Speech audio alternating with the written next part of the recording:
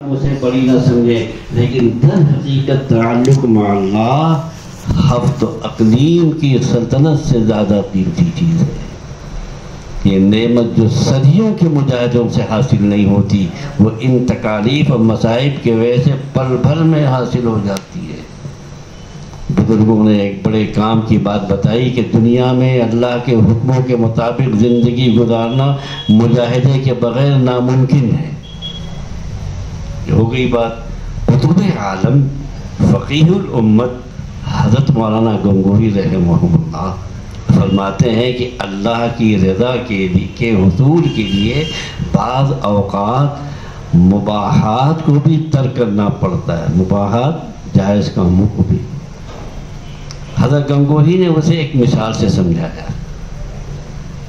ایک کاغذ کو موڑ دیجیے، پھر اسے سیدھا کرنا چاہیں تو وہ بالکل سیدھا نہیں ہوگا، اس لیے کہ اس میں ایک سلوٹ پڑ چکی ہے۔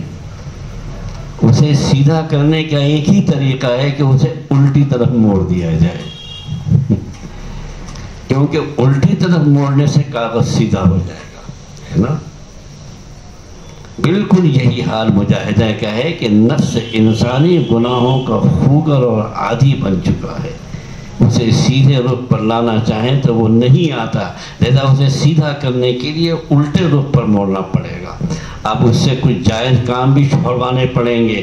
جب اس سے کھانا پینا جائز خواہشات کی تکمیل چھڑائی جائے گی تو انشاءاللہ الٹا مڑنے سے خود بخود سیدھا ہو جائے گا۔ لہذا نفس کے سرکش گھوڑے کو قابو کرنے کے لیے مجاہدہ بہت ضروری ہے۔ لیکن بعض اوقات اپنی فطری کمزوری کی وجہ سے آدمی مجاہدہ نہیں کرنا چاہتا، اور کرنا بھی چاہے تو کر نہیں پاتا۔ جیسے ہم لوگ آج کل مجاہدے اور عیادتیں نہیں کر سکتے، لیکن یاد رکھیے یہ مصائب غیر اختیاری مجاہدے ہوتے ہیں۔ ہم نے اپنے نفس کو گناہوں کی طرف موڑ رکھا تھا، اللہ تعالیٰ نے غیر اختیاری مجاہدے کے ذریعے اپنی طرف موڑ دیا تاکہ گناہوں سے بچنا آسان ہو جائے۔ بعض اوقات اس غیر اختیاری مجاہدے کے ذریعے باطنی طور پر اتنی زیادہ ترقی ہوتی ہے، اتنی زیادہ ترقی جو اختیاری مجاہدے سے بھی حاصل نہیں ہو سکتی ہے۔ یہ ہے اللہ تعالیٰ کی حکمت بالغہ۔ وما تشاءون الا ان یشاء اللہ ان اللہ کان علیما حکیما۔ اللہ تعالیٰ علیم بھی ہے، حکیم بھی ہے۔ یہ مصائب دراصل ہماری روح کے فاسد مادے ہوتے ہیں جنہیں اللہ تعالیٰ روحانی آپریشن کے ذریعے صاف کرتے ہیں۔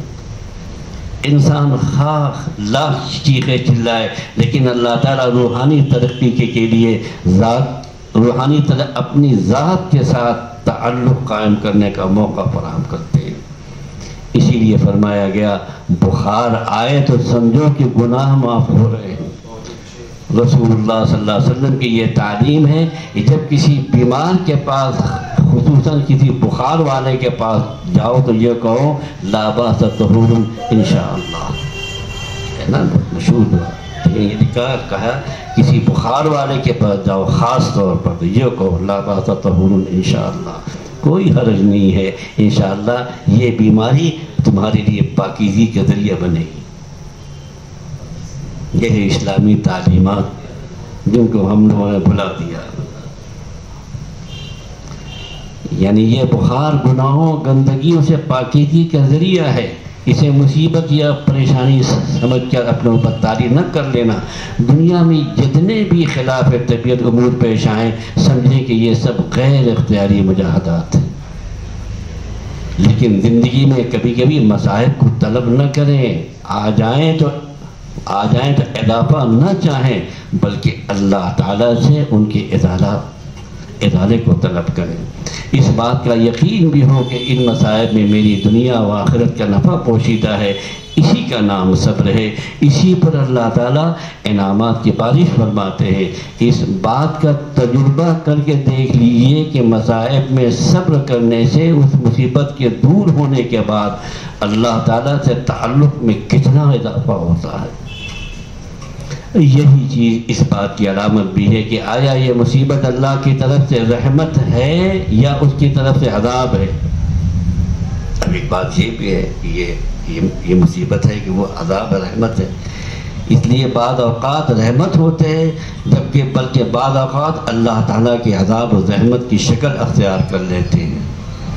جس مصیبت میں اللہ تعالیٰ کی طرف رجوع کی توفیق میسر ہو جائے اور اللہ کی قدرت اور مشیت پر راضی بھی ہو تو سمجھ لیجیے یہ مصیبت اللہ تعالیٰ کی طرف سے نعمت ہے۔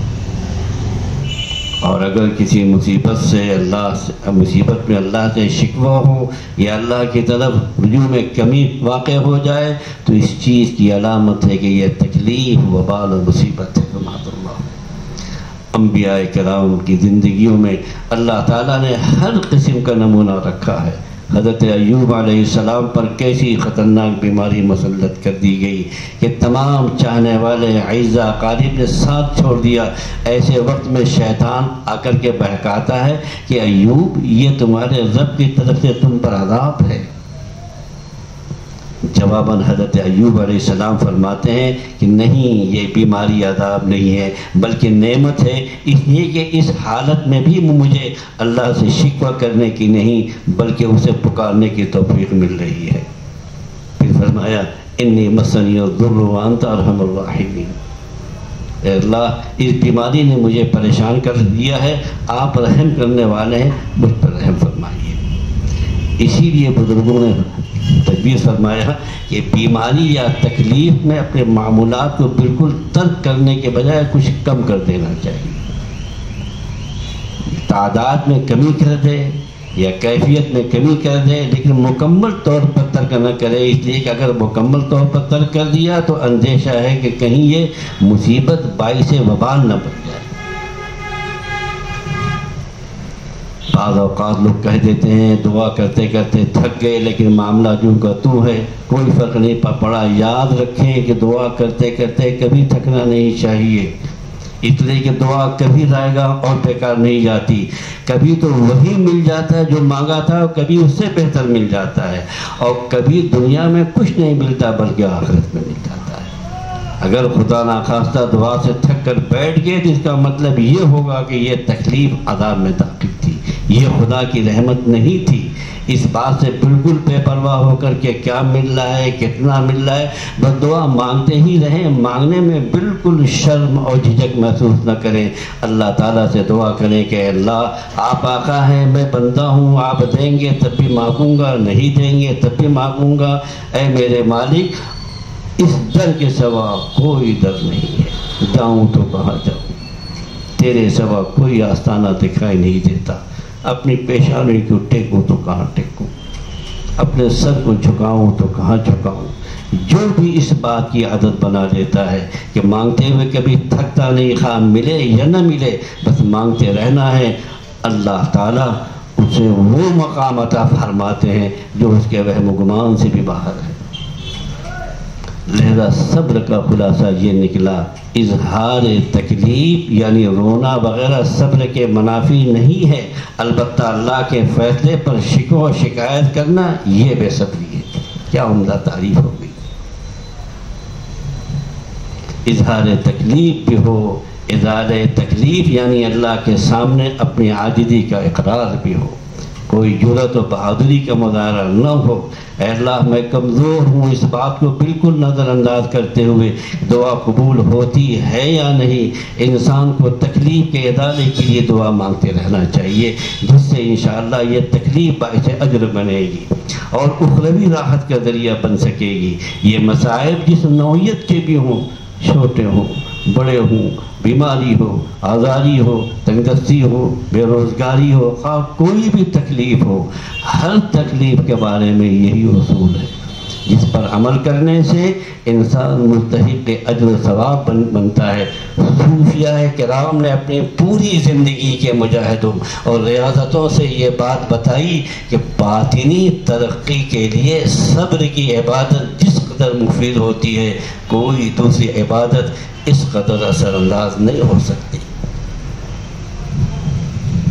جیسے کہ ایک شاعر نے کہا ہے، دادی وادی عشق بسے دور و دراز ولے، وادی عشق بسے دور و دراز ولے، طے شدہ جادہ سالہ باہ سحرگاہ.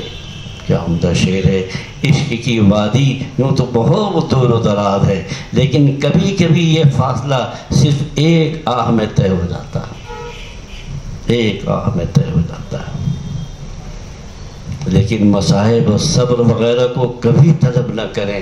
یہاں تک کہ مفتی محمد شفیع صاحب مفتی اعظم رحمہم اللہ کبھی بھی یہ پسند نہیں فرماتے تھے کہ کسی بچے کا نام صابر یا بچی کا نام صابرہ رکھا جائے. یہ بھی کام کی بات سن رہی ہے. کسی بچے کا نام صابر رکھا جائے یا بچی کا نام صابرہ رکھا جائے. اس لیے نہیں کہ یہ نام رکھنا ناجائز ہے، بلکہ وہ فرماتے تھے کہ ان ناموں میں ایک قسم کا دعویٰ ہے کہ مجھ پر مصائب آئیں، میں ان پر صبر کرنے کو تیار ہوں. اور بندے کا کام مصائب کو دعوت دینا نہیں بلکہ ان سے پناہ مانگنا ہے. اس نام رکھنے کے، اسے بدلنے کے اثرات ہم نے خود دیکھے. ہماری ایک عزیزہ صابرہ نامی تھی، بہت پریشانی، تنگدستی، فقر و فاقے میں زندگی گزار رہی تھیں. ایک مرتبہ حضرت والد صاحب کے پاس آئیں. حضرت نے دعا بھی فرمائی اور کہا کہ تم اپنا نام بدل لو، اور صابرہ کی جگہ شاکرہ رکھ دیا. اللہ کا کرنا ایسا ہوا، چند دنوں ہی میں ان خاتون کی تمام تکالیف و پریشانیاں دور ہو گئی. اس لیے مصائب خود طلب نہ کرے، آ جائیں تو اللہ کی مشیت سمجھتے ہوئے راضی رہیں. اللہ تعالی ہمیں صبر کی تینوں قسمیں، صبر علی الطاعت، صبر عن المعصیت اور صبر علی المصیبت پر اپنے اپنے مواقع پر عمل کرنے کی توفیق عطا فرمائے. اور اللہ تعالی ہمیں بھی اس اجر کا مستحق بنائے جو صابرین کو عطا فرماتے ہیں. وبشر الصابرین الذین اذا اصابتهم مصیبہ قالوا انا للہ وانا الیہ راجعون. وآخر دعوانا الحمد للہ رب العالمین. ہو گیا.